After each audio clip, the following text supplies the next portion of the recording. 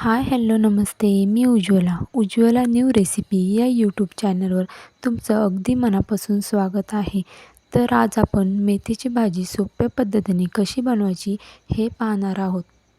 तेल छान गरम झाले की यामध्ये आपण लसूण घालून घेणार आहोत. तर मी येथे 8 ते 9 पाकळ्या लसणाच्या ठेचून घेतलेल्या आहेत. आता यामध्ये हिरवी मिरची कट करून घेतली आहे, ती घालून घेणार आहोत. तुम्हाला कितपत तिखट कमी जास्त लागतं त्या अंदाजानुसार तुम्ही हिरवी मिरची घाला. आता हे छान परतून घेतलं की यामध्ये एक मोठ्या आकाराचा कांदा कट करून घेतला आहे, तो यामध्ये घालून घेऊया आणि कांदा देखील छान परतून घेऊया. भाजीला कांदा जास्त घातला की भाजीची टेस्ट खूप छान लागते. मीडियम गॅसवरती कांदा छान परतून घ्यायचा आहे. माझ्या चॅनलवरती कोणी नवीन असाल तर प्लीज एक सबस्क्राईब करायला विसरू नका. त्याचबरोबर व्हिडिओला एक लाईकसुद्धा नक्कीच करा.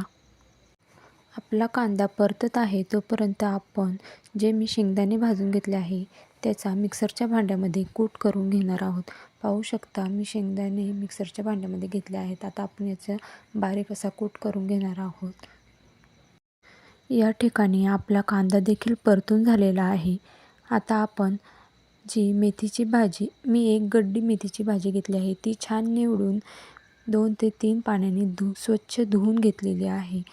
आता ती भाजी आपण यामध्ये घालून घेणार आहोत. पाहू शकता सर्व भाजी मी निथळून कढईमध्ये घालून घेतली आहे. पाहू शकता कढई पूर्णपणे आपल्याला भरलेली दिसत आहे. पण जशी वाफ लागेल तशी ही भाजी कमी होईल. भाजी जी इथे वापरली आहे ती एकदम कवळी आहे. त्याच्यामुळे ही शिजवल्यानंतर निम्म्यापेक्षाही कमी होते. माझा व्हिडिओ तुम्ही कुठून पाहताय हे मला नक्कीच कमेंट करून सांगा. आता आपण भाजीमध्ये मीठ घालून घेत आहोत. मीठ तुम्ही तुमच्या अंदाजानुसार घाला. मीठ घातल्यानंतर भाजी छान मिक्स करून घ्यायची आहे. भाजी छान मिक्स झाली की यामध्ये आपण जो शेंगदाण्याचा बारीक कूट करून घेतला आहे तो घालून घेणार आहोत. तर पाहू शकता मी येथे शेंगदाण्याचा बारीक कूट करून घेतला आहे. मी येथे पाणी घालून शेंगदाण्याचा बारीक कूट केला आहे. तुम्हाला हवा असेल तर तुम्ही कोरडा देखील बारीक करू शकता. आता भाजी छान मिक्स करून घ्यायची आहे. अशा पद्धतीने भाजी केली की खूप झटपट होते आणि मोठ्यांपासून लहानांपर्यंत सर्वच आवडीने खातात.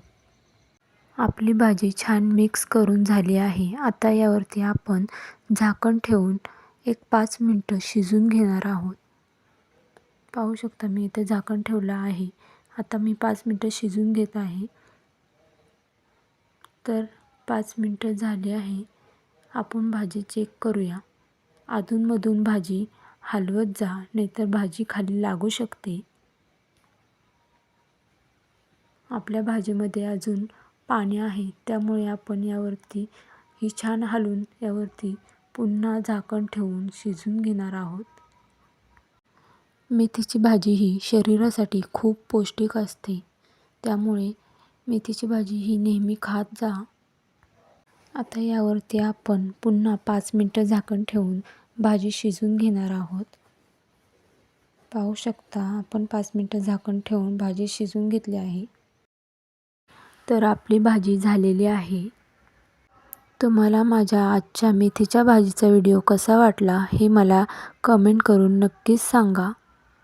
तर भेटूया आपण उद्या एक अशाच नवीन रेसिपीसोबत. तोपर्यंत सर्वांनी काळजी घ्या.